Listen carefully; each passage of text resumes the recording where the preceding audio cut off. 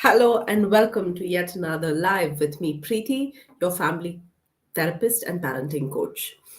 Now, it's been a while since I've gone live just by myself without a guest speaker or somebody else doing this with me.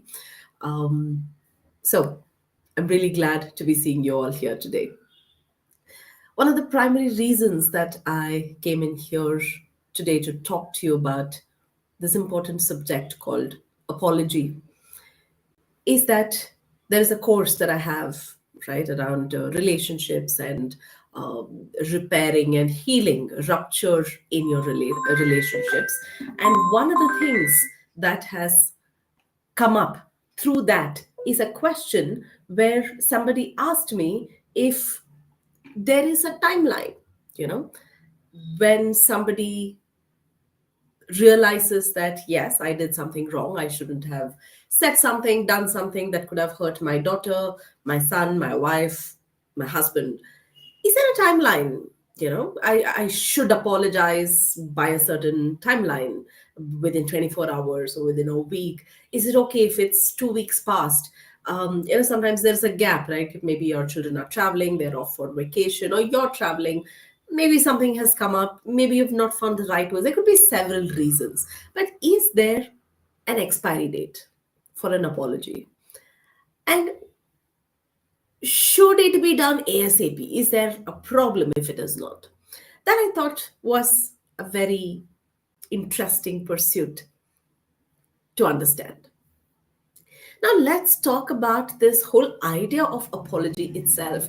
That seems to be quite difficult for many people, right? The common sense of an apology, the conventional sense of an apology is hey, I did something wrong. I'm sorry. Let's move on. But that does not necessarily repair the relationship. That does not necessarily mean the person has let it go. I'm sure you would have also experienced this. This is a common scenario that comes up over and over and over again for me, right? Where either the husband or the wife will say, "Oh, it's something that happened 10 years back, 15 years back, 35 years back. She still keeps harping about it. I already apologized also. What else can I do? It's gone, it's gone. What can I do about it?" This is an absolutely common scenario. I'm sure you know somebody in your life who's just as confused. Already apologized. Like, what else do you want me to do? I've had people who are confused themselves. I know she's apologized. I know he has apologized, but somehow that has not gone down for me. It's not gotten better for me, right? That is because an apology is meant to convey remorse. What is remorse? Remorse basically tells the other person that, yes, I realize what I did was wrong, and I realize why what I did was wrong. Not just that, I see the impact of what I did on you, and that is why I'm feeling bad. That is remorse. Today, unfortunately, sorry and apologies are thrown out like candies. And I'm sorry, let's move on. It doesn't work like that. Sorries don't work like that. When we end up apologizing for the heck of it, that sorry loses value. So when you apologize, the other person is left wondering, are they just saying it because they want things to go smoother? They want things to go back to normal?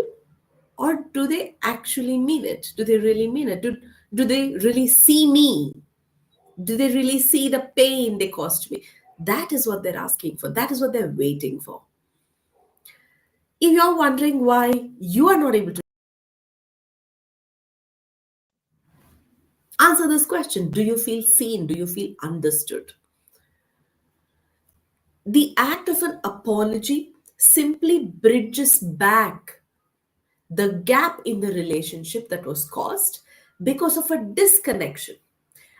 And disconnection is experienced as I don't matter, I am not seen. I am not seen and I am not understood, I am not heard, is what translates to I matter or I don't.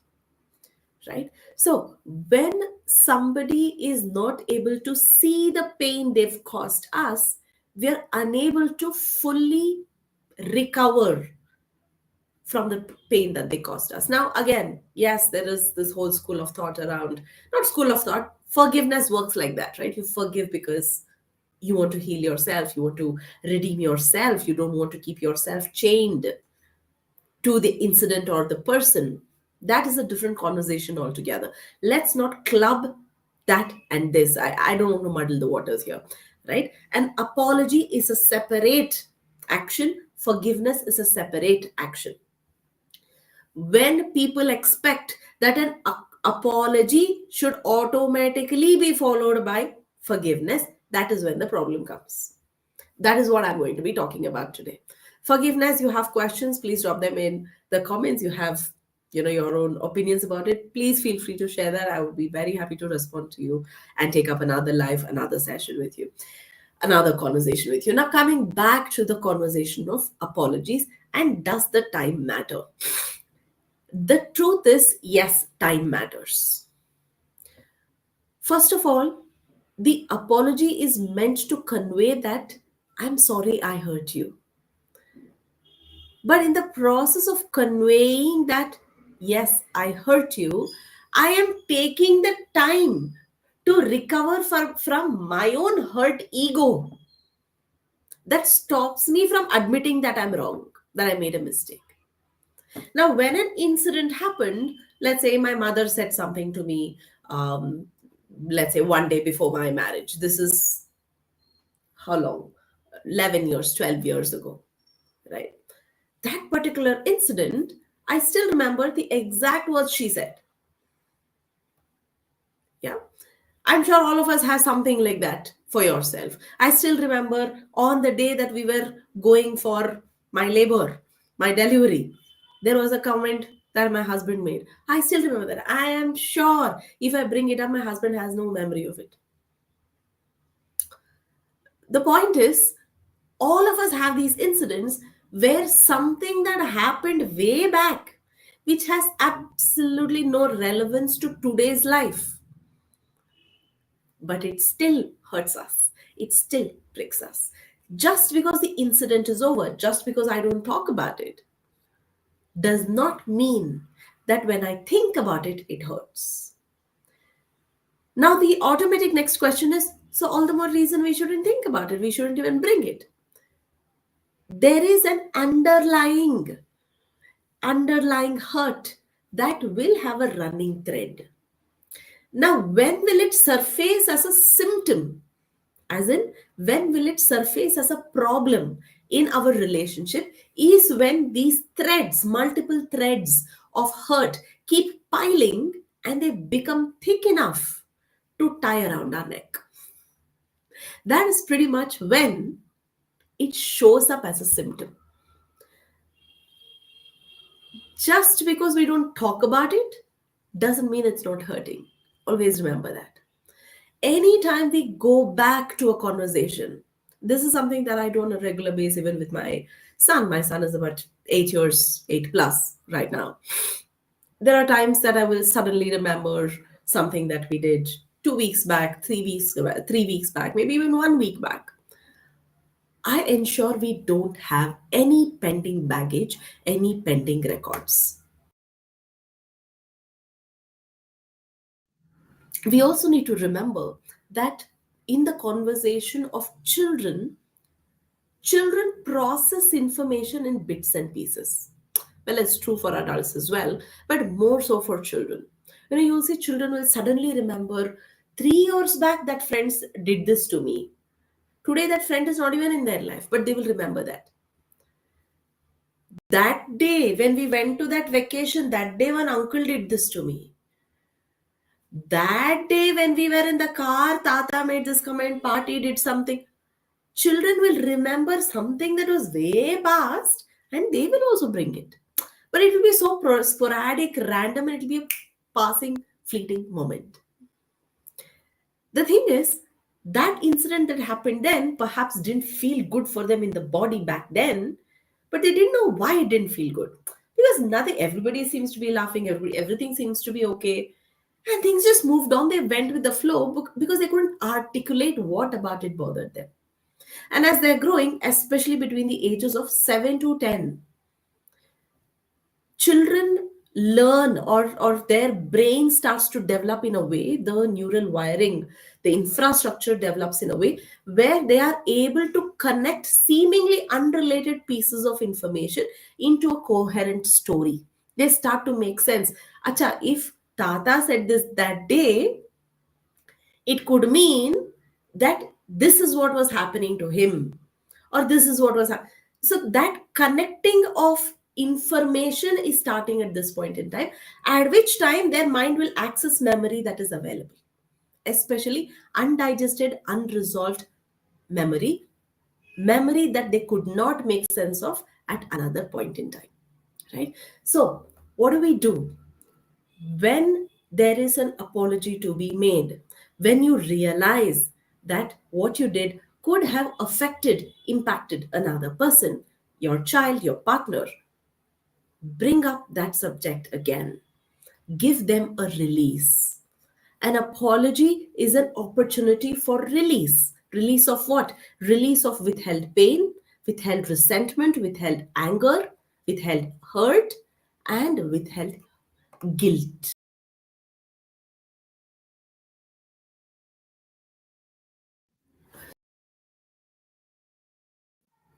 Now, what does that mean?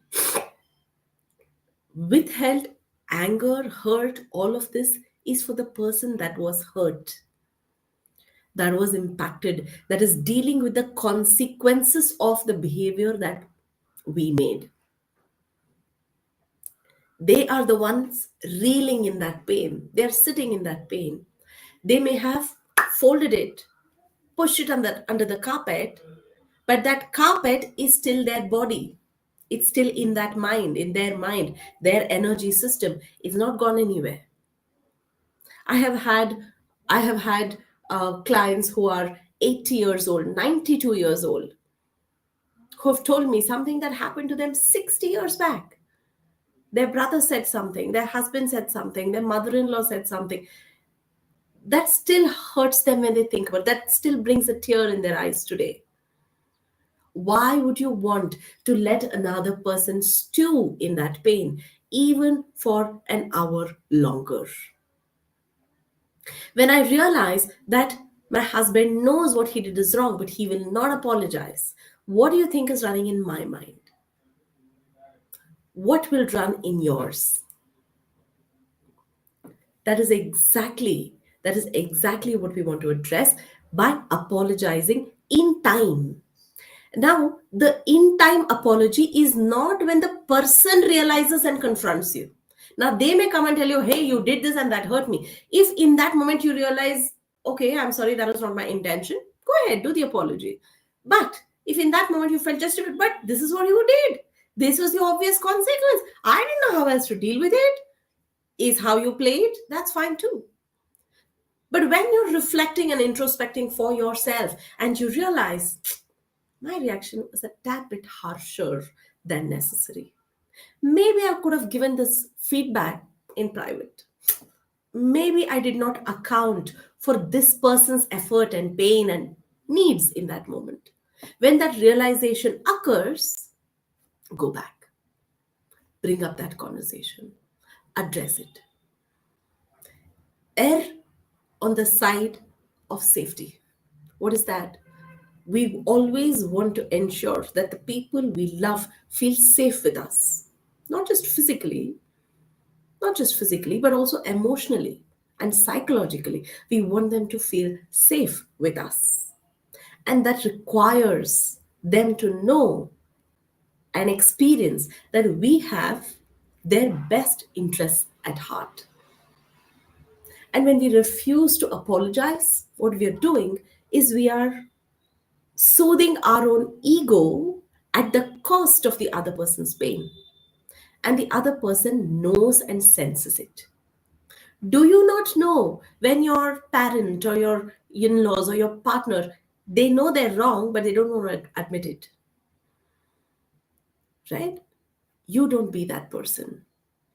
So go ahead, bring up that conversation and finish it. Don't let things pile. The longer you let things pile, the bigger the symptom. And by the time it comes flooding out, you won't know which thread to address when. You won't know where to start. Why let it build at all? So go back for that apology. Go back to address and acknowledge that, yes, I didn't know. I didn't know better. If I had known, I wouldn't have done that. Yes, at that point in time, this is what was my focus. Yes, you told me 100 times that this is how it impacted you, but I'm really sorry. I was somehow focused on something else, and I feel bad about it now. How can we make this right? Because I want us to do well. I want us to be happy together. When you bring back the significance, the importance to that relationship, you're protecting the strength of that relationship. You're perhaps even allowing it to go even deeper. You're building that trust, that reliability, and that is a cornerstone of a happy relationship. Trust in the relationship. Yeah. I hope I answered that question with respect to apologies. Time. Does it really matter? Yes, it does. If it is 2 weeks past, 3 weeks past, 3 months past, 3 years past, 30 years past, it doesn't matter. Go back and apologize. Now, like I said, with my son, every now and then, I do bring up things. Hey, did I do something in the recent past? Is there anything that bothers you? You'd be surprised the frequency in which things come up when I think I'm addressing on the go. It's impossible to be perfect for anybody.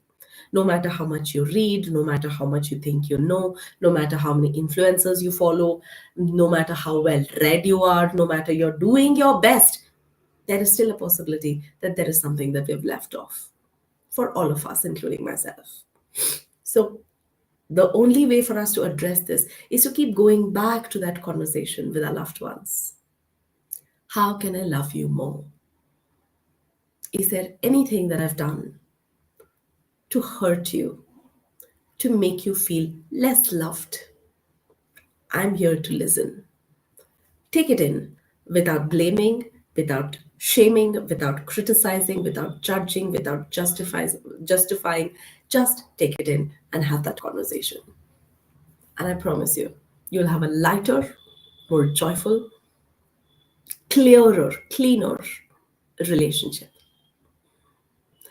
I hope you enjoyed this conversation. Do let me know what you think, what your thoughts are. Put them down in the comments, and I will get back to you. Looking forward to see you soon.